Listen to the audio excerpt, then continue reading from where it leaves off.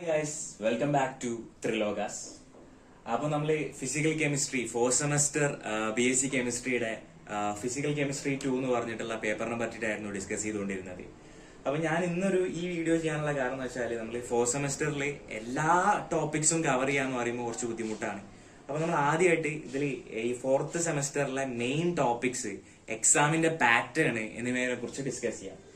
Fourth സെമസ്റ്ററുകാർ എന്ന് പറഞ്ഞാൽ ഇപ്പം നമ്മുടെ യൂണിവേഴ്സിറ്റിയുടെ ഫസ്റ്റ് ബാച്ച് ആണ് ഫോർത്ത് സെമസ്റ്ററിന്. സോ പ്രീവിയസ് ആയിട്ടുള്ള ക്വസ്റ്റ്യൻ പേപ്പേഴ്സോ കാര്യങ്ങളോ നമുക്ക് അവൈലബിൾ അല്ല.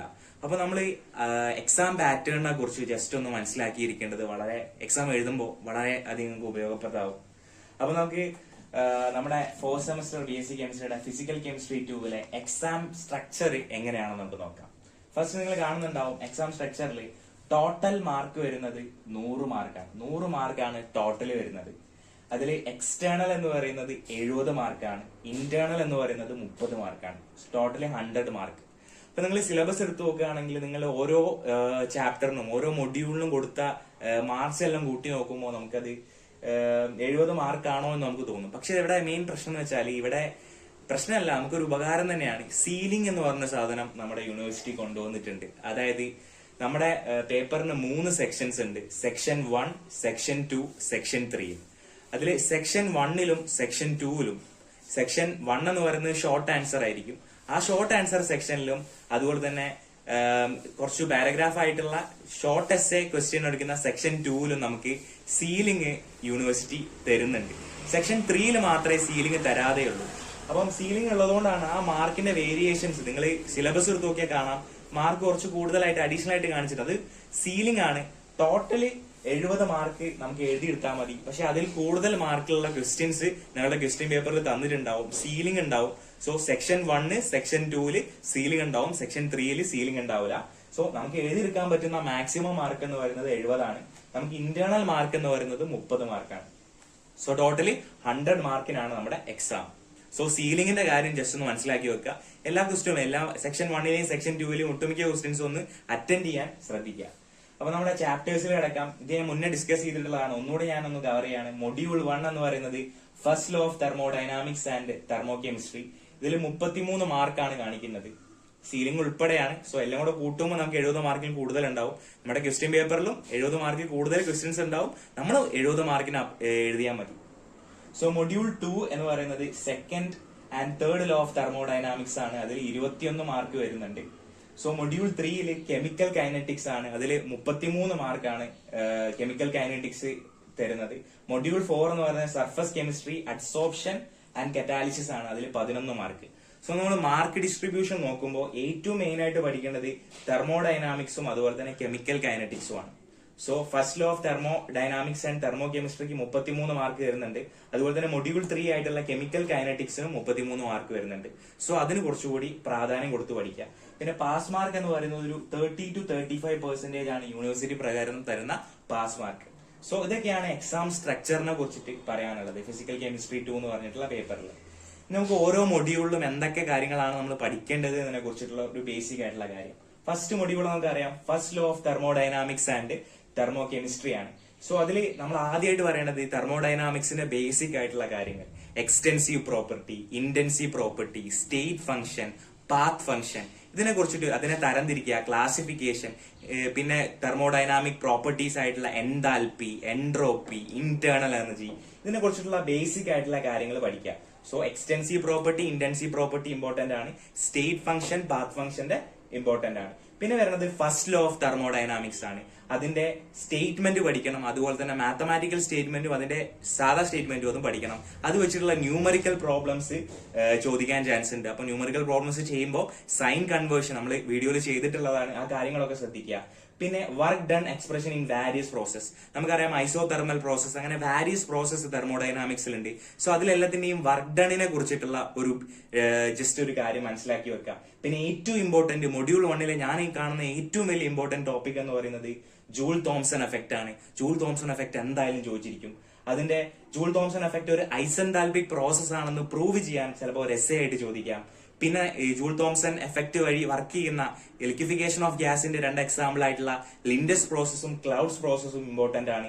പിന്നെ എന്താണ് ജൂൾ തോംസൺ കോഎഫിഷ്യന്റ് എന്ന് നോക്കിയിരിക്കുക. അതുപോലെ തന്നെ ഇൻവേർഷൻ ടെമ്പറേച്ചർ എന്താണ് എന്ന് മനസ്സിലാക്കുക. ഇനി അടുത്തതിൽ നമ്മൾ തെർമോ കെമിസ്ട്രി ആണ്. തെർമോ കെമിസ്ട്രിയിൽ ഏറ്റവും ഇമ്പോർട്ടന്റ് ഹെസ്സസ് ലോ ആണ്. ഹെസ്സസ് ലോന്റെ സ്റ്റേറ്റ്മെന്റ് പഠിക്കുക, അത് വെച്ചിട്ടുള്ള ന്യൂമറിക്കൽ പ്രോബ്ലംസ്, അതിന്റെ അപ്ലിക്കേഷൻസ് ജസ്റ്റ് ഒന്ന് നോക്കിയിടുക. പിന്നെ ക്രിച്ചോസ് ഇക്വേഷൻ ആണ്.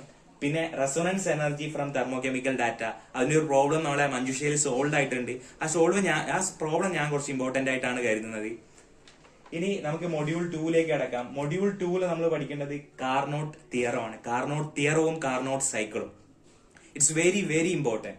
കാർനോട്ട് തിയറം വളരെ ഇമ്പോർട്ടന്റ് ആണ്. കാർനോട്ട് സൈക്കിളും ആ ജസ്റ്റ് ഡയഗ്രവും, അതുപോലെ തന്നെ എഫിഷ്യൻസി ഓഫ് ഹീറ്റ് എഞ്ചിന്റെ derivation it's very important. S A question ആയിട്ട് ചോദിക്കാൻ സാധ്യത കാണുന്ന ഒരു ക്വസ്റ്റ്യൻ ആണ് efficiency of heat engine derivation. It's very important. പിന്നെ നമ്മൾ വിട്ടുപോയി എൻട്രോപ്പി. എൻട്രോപ്പി എന്താണ് നമുക്കറിയാം. എൻട്രോപ്പി എന്ന് പറയുന്നത് റാൻഡംനെസ് ആണ്.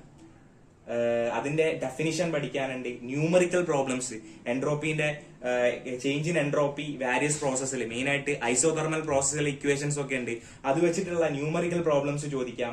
അതുപോലെ തന്നെ ഫേസ് ചേഞ്ചിൽ ഉണ്ടാവുന്ന എൻട്രോപ്പി ട്രാൻസിഷൻ, അതിന്റെ കുറച്ച് ന്യൂമറിക്കൽ പ്രോബ്ലംസ്, അതിന്റെ ഇക്വേഷൻസ് ഉണ്ട്. അതൊക്കെ ഞാൻ വരും വീഡിയോയിൽ ചെയ്യാം. നിങ്ങൾക്ക് ഏത് പാട്ടാണോ നിങ്ങൾക്ക് പ്രയാസമായിട്ടുള്ളത് ജസ്റ്റ് ഒന്ന് കമന്റ് ചെയ്താൽ മതി. ഞാൻ അതിനനുസരിച്ചുള്ള വീഡിയോസ് ചാനലിൽ ഇടാം. ഇനി രണ്ടാമത് വരുന്നത് free energy. It's very important topic. Gibbs free എനർജിയും ഹെൽമോൺസ് ഫ്രീ എനർജിയും it's very important. Free energy എന്ന് പറയുന്നത് വളരെ ഇമ്പോർട്ടന്റ് ആയിട്ടുള്ള ടോപ്പിക് ആണ്. സോ ഫ്രീ എനർജിയെ കുറിച്ചിട്ട് ബേസിക് ആയിട്ടുള്ള ധാരണ ഉണ്ടാക്കി പോവുക. പിന്നെ ഇമ്പോർട്ടന്റ് ഡെറിവേഷൻ ഞാൻ കാണുന്നത് ഗിബ്സ് ഹെൽമോൺസ് ഇക്വേഷൻ, അതിന്റെ ഡെറിവേഷനും അതിന്റെ അപ്ലിക്കേഷനും വളരെ വളരെ ഇമ്പോർട്ടന്റ് ആണ്. അത് എന്തായാലും മറക്കാതെ നോക്കിയിട്ട് പോവുക. ഇനി വേണ്ടത് ക്രൈറ്റീരിയ ഫോർ സ്പോണ്ടേനിറ്റി. സ്പോണ്ടേനിയസ്, ഒരു പ്രോസസ്സ് സ്പോണ്ടേനിയസ് ആവാനുള്ള ക്രൈറ്റീരിയാസ് ഉണ്ട്. അത് വളരെ ഇമ്പോർട്ടന്റ് ആണ്. അത് എന്തായാലും നോക്കി പോവുക. പിന്നെ മാക്സ്വൽ റിലേഷൻസ് ഉണ്ട്, കുറച്ച് റിലേഷൻസ് ഉണ്ട്, അത് പഠിക്കുക. മാക്സ്വൽ റിലേഷൻസ് പഠിക്കുക. പിന്നെ വരുന്നത് തേർഡ് ലോ ഓഫ് തെർമോഡൈനാമിക്സ് ആണ്. തേർഡ് ലോ ഓഫ് തെർമോഡൈനാമിക്സിൽ Nernst heat theorem it's very important. അത് എന്തായാലും മനസ്സിലാക്കി വെക്കുക. സോ അതാണ് മൊഡ്യൂൾ 2 പഠിക്കാനുള്ള ടോപ്പിക്സ്. ഇനി മൊഡ്യൂൾ 3 എന്ന് പറയുന്നത് കെമിക്കൽ കൈനറ്റിക്സ് ആണ്. കെമിക്കൽ കൈനറ്റിക്സിൽ ആദ്യം പഠിക്കേണ്ടത് എന്താണ് rate of a reaction. Rate of a reaction എന്താണ് എന്ന് പഠിക്കണം. അതുപോലെ തന്നെ factors affecting rate of a reaction, rate of a റിയാക്ഷനും factors affecting rate of a റിയാക്ഷനും.